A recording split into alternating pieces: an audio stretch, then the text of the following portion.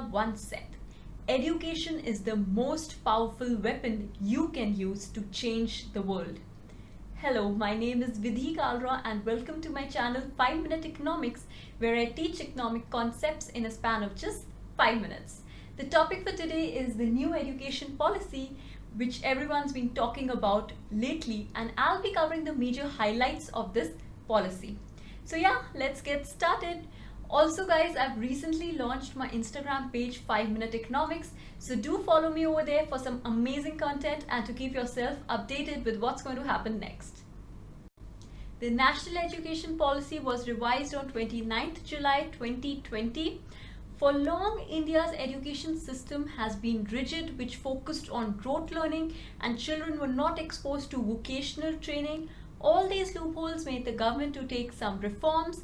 The first reform being that the 10+2 structure, which covered classes 1 to 12, has been broken up into a 5+3+3+4 structure, where in the first 5 years we'll be having pre-nursery, nursery, prep as well as class 1 and 2. In the next structure, we'll be having classes 3, 4 and 5. Then we'll have classes 6, 7, 8. And in the last 4 years, we'll be having classes 9, 10, 11 and 12. In the new pedagogical and curricular structure, the government has focused on the early childhood care, and education will now be focused on learning and development of the child right from their early days, that is when they are in pre-nursery. Next change, which is for classes 3, 4 and 5, is that they will be taught in the local language. For example, if you're in West Bengal, you can be taught in Bengali. If you're in Gujarat, you'll be taught in Gujarati.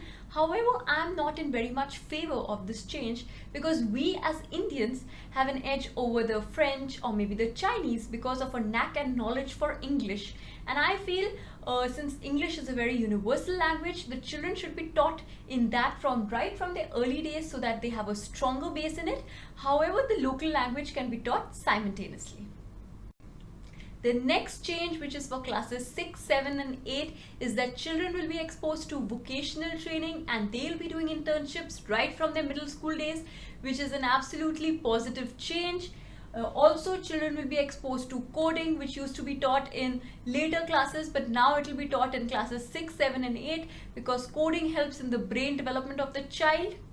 The next change, which is for classes 9 to 12, is an absolutely amazing change, that there will be no rigidity of streams and children will be allowed to choose the subjects of their liking. For example, children can choose physics, accounts and dance as their main subjects, so that will give them a lot of flexibility and they won't be defined by their streams, which I'm sure most of us were back in school.